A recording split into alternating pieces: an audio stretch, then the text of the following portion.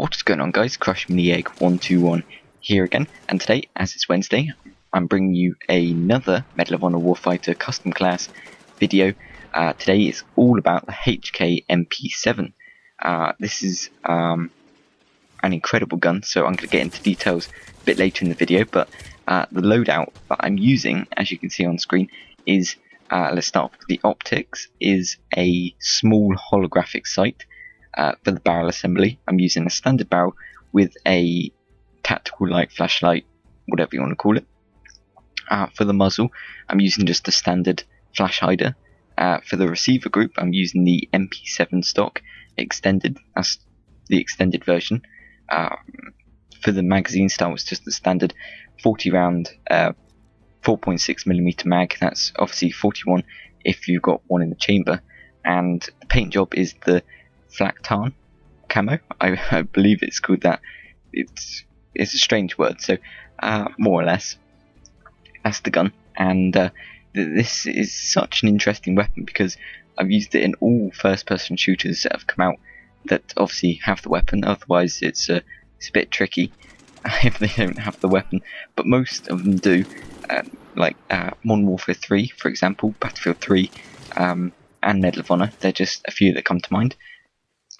I think the 2010 version had an MP7, if I'm not mistaken, so you can add that onto the list as well. And it's all the same, more or less, in every game. Some have different, like, some of the variations, should I say, act differently, like recoil, accuracy, fire rate. They all change moderately between game to game. But in Medal of Honor Warfighter, it just kills people like you wouldn't imagine for a submachine gun, because it's got an incredible power to it, because it uses it's got the power of an assault rifle with the compact mobility of a submachine gun, because it uses 4.6mm rounds that can easily penetrate body armor within seconds. So I mean, shooting someone up straight without body armor is going to be lethal, and hopefully, as I hopefully can prove in this video, that it does just that. I was having a bit of a tricky time using it in the maps for some reason. I just couldn't kill people quite as well as I usually could. So most of the clips are just caught off whenever I wasn't dying constantly. But and obviously when it wasn't just full of grenade kills, because you can kill people so easily with grenades, because the little symbol doesn't show up quick enough. It shows up just before the grenade's going to explode. So you see the grenade, say, oh, and then boom, you're dead.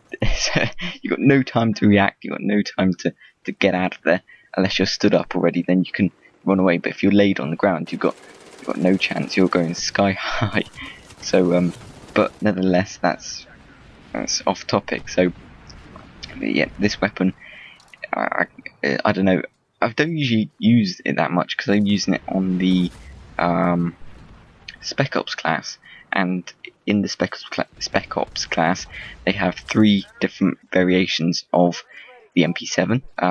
You can unlock one for the US Navy SEALs, one for the US OGA, and one for the Korean ROKN. That's the similarity between the US SEALs. So they're pretty much the same, just the North Korean people. So yeah, but all the weapons in each unlock for each soldier have their own set of unlocks. But I see that a little bit pointless, because you can, if you unlock, say, the iron sights, for example, the US Navy SEAL in the Spec Ops class, you can use it for the ROKN or the OGA people. So I mean, you can just use one weapon once you've unlocked it and get all the attachments for the other weapons if you prefer it as a different person, or whatever that might be. So I mean, you've got the attachments there. So I don't quite know why each weapon, even though they're the same weapon, they have to have separate unlocks. It baffles me a little bit. If they were different attachments, that'd be fine, but they're exactly the same attachments, just because they've got like 3 tiers in it. The first one you have to get 20 kills, and then the second one's 200, the last one is 500, and let's say the first one unlocks a different magazine, a sight, second one sight and a barrel, last one is sight and possibly a sight, and they just change between tiers. Some might be sight, barrel, mag, and then sight. That might sound quite confusing, but from my end it's quite plausible. But so I don't quite understand that, but that doesn't matter really. So if you haven't tried the MP7, that you probably have already, do try it out. It is a fantastic weapon to use. I definitely recommend it. I'm using the holographic sight, as I mentioned, because I think I've unlocked the iron sights, and I don't really like them. I don't really like the iron sights in general. I did want to unlock them to try them out, but they're not really that great. It's very difficult to use them from my point of view. So I like using the red dot sight. Any red dot sight would be fine. I'm not quite sure what they're called, and I'm not even going to try to pronounce them because they've got ridiculous names. But most of the red dot sights will be fine. I like using the holographic because it's just I just work better with it. But saying that, in Battlefield 3, for example, I can't really use holographic sights. So I'd like to know how that makes sense. It doesn't, so I have no idea. But so any sight, it's got the already attached foregrip that definitely helps the stability and accuracy of the weapon. I just like using the extended stock on it because that's the look. It's just the aesthetic value, really.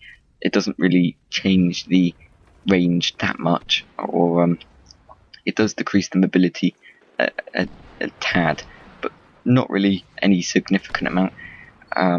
What else do I have on it? The flashlight, you can't actually use that. Bringing up this point, you can't use it like you would imagine in Battlefield 3. It's just an aesthetic value flashlight that has no purpose, has no ability to blind people. Thank God. But it'd be cool to use it as a light, as lights are meant to use, because some of the maps are fairly dark, some of them are at night. So I mean, it'd be cool to use it if you could just press a button to turn it on, and it could light up dark areas, but wouldn't affect other players.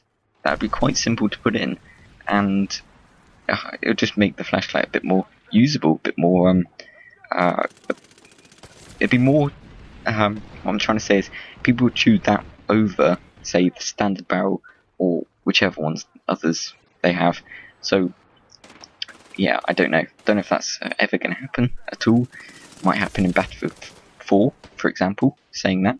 But that's probably for another time. So I'm running out of time here, and that's it. So I hope you enjoyed the video. If you did, please do click the like button. If you have any comments, any questions, do post them down below, or feel free to message me. That's perfectly fine. And if you haven't already, please do subscribe to my channel for all the brand new content coming your way in the very near future. So until next time.